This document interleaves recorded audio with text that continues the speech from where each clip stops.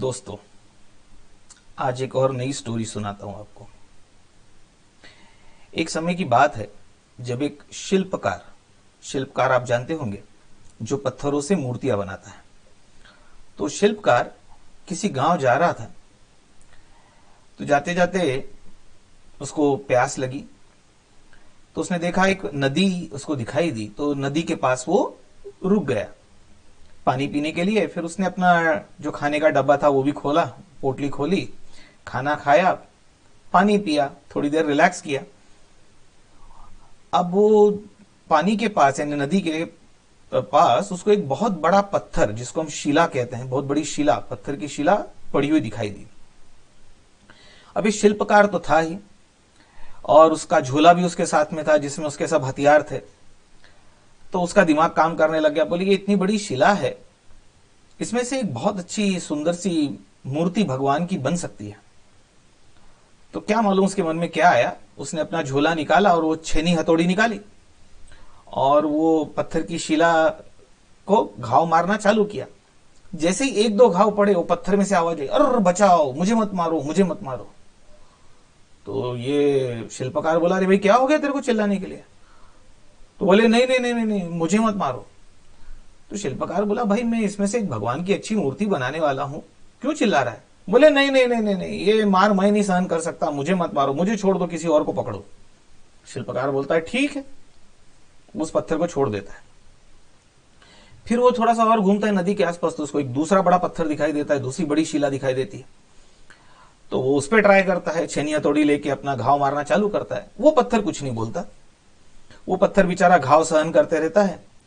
और काफी घंटों की या दिनों की मेहनत के बाद समझो, वो पत्थर में से एक बहुत बढ़िया भगवान की मूर्ति प्रकट होती है या बन जाती है शिल्पकार के हाथ से।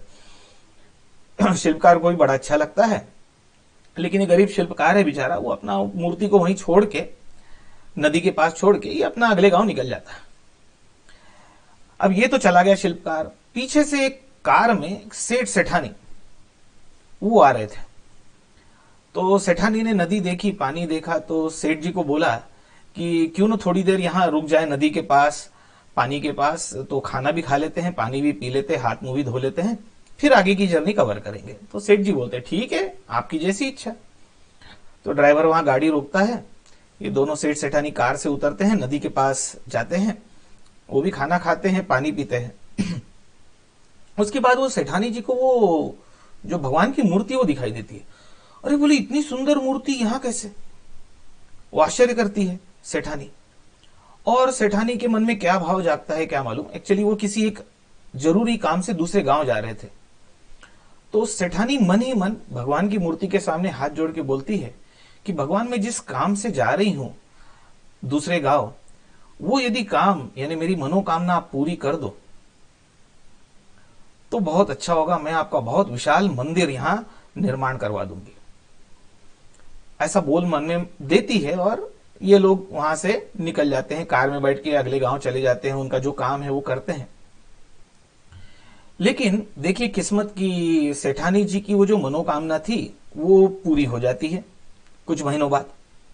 तो मनोकामना पूरी होने के बाद वो सेठ जी को बोलती है कि देखिए जी, मैंने ऐसा मन ही मन वो नदी के किनारे जो भगवान की मूर्ति थी उसके सामने बोला था और अपनी मनोकामना पूरी हो गई है। तो अब वो टाइम है अपना वचन पूरा करने का। आप उस नदी के किनारे वो जो भगवान की मूर्ति थी पत्थर की, उसका मंदिर बनवा दीजिए, क्योंकि मैं ये बोल चुकी हूं वहां पर। तो सेठ जी बोलते ठीक है, उनके पास पैसे की तो कोई कमी थी नहीं। और एक्चुअली सेठानी जी ने, आपको बता दूं कि जो मनोकामना थी, उन्होंने अपने लिए एक संतान मांगी थी, उनको संतान नहीं थी। इतनी दौलत, धन दौलत थी लेकिन संतान नहीं थी। और वो दूसरे गांव में एक डॉक्टर के पास जा रहे थे। तो वो डॉक्टर ने जो भी उनको दवाई दी और भगवान की कृपा हुई, उनको संतान प्राप्ति हुई। अब इतनी बड़ी खुशी थी, उनकी दौलत का कोई उनको वारिस मिल गया, यानी तो बड़े खुश थे, उनको बेटा मिला। तो सेठ जी ने वहां बड़ा भव्य विशाल मंदिर का निर्माण कर दिया। पैसे तो थे ही उनके पास, तो नदी किनारे एक बहुत बड़ा मंदिर बन गया और वो भगवान की मूर्ति वहां स्थापन हो गई। तो ये तो सेठानी की घटना हो गई। अब कुछ साल बाद, कुछ बरसों बाद, वो जो शिल्पकार था उसको एक बार फिर काम था, तो वो उसी रास्ते से फिर जा रहा था।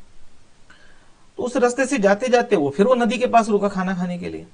खाना वगैरह खाया, पानी पिया, और उसने देखा अरे यार इतना बड़ा और भव्य मंदिर यहाँ कैसे क्या निर्माण हो गया। पिछली बार जब मैं आया था तब तो यहाँ कोई मंदिर था नहीं।